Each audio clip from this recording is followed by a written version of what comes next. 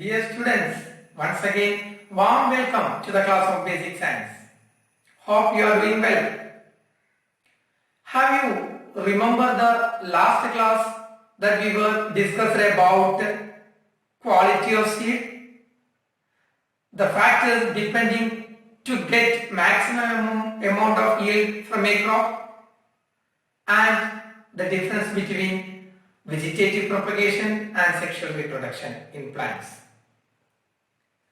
I hope you can remember all these things. Am I right? Yes.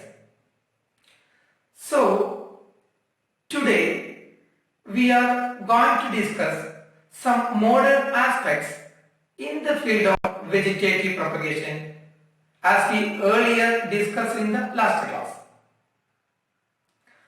What was vegetative propagation? Do you remember? Yes, it was the method of producing new saplings either from root or stem or leaf of a plant.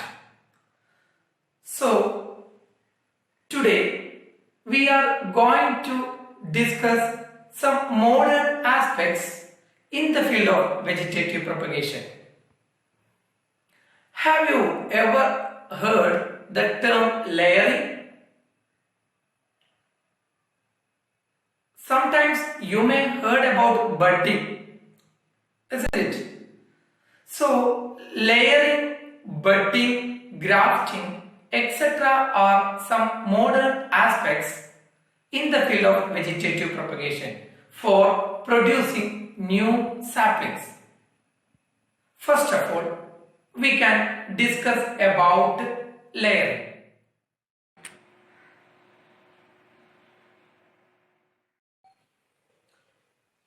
Suppose your neighbor has a quality sapota tree in his home.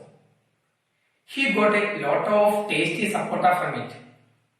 And if you wish to plant a sapota tree in your home, what you can do? Definitely you can ask one seed from your neighbor, isn't it?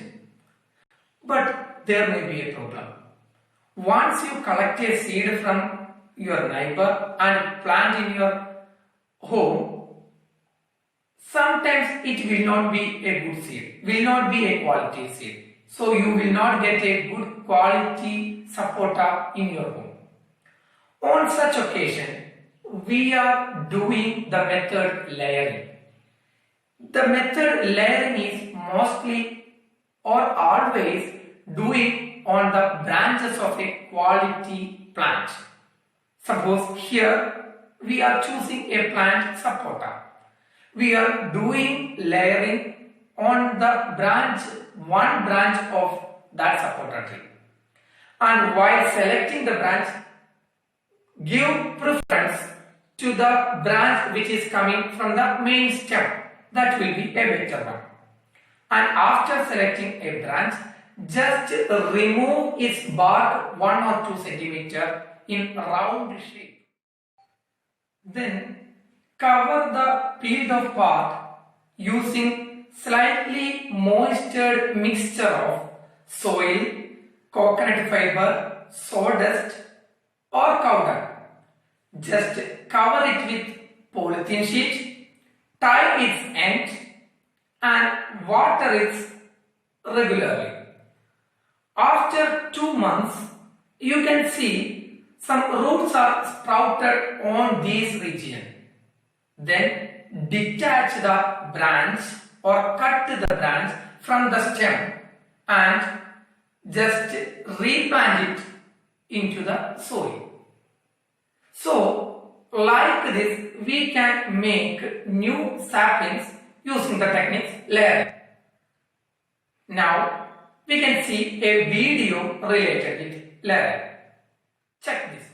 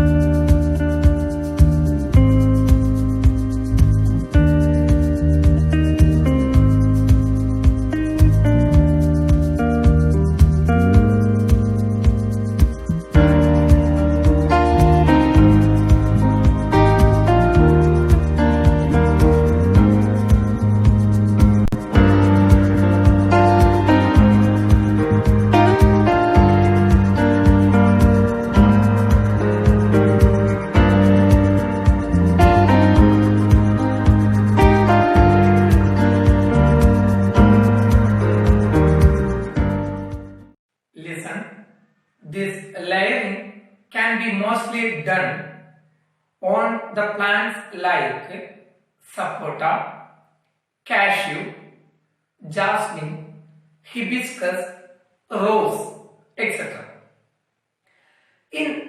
Sometimes we are doing layering in another way, that is called ground layering. Ground layering is doing on plants which have a branch that is passing very close to the soil. Then we will take that branch and just immerse it into the soil, or just bend the middle of that branch into the soil. After 2 days, root will be sprouted there, then we will detach or cut the branch from the plant. That is called a ground layering. Now I will say certain properties related with layering. Just listen it very carefully. You can see so many properties related with layering here. Some are the advantages of layering, some are the disadvantages of layering. On the basis of this property, I will give you a homework to find out advantages and disadvantages of layering. So just listen carefully. Most of the plants can be grown this way. They do not have as much lifespan as plants formed from seed germination. They will be smaller in size.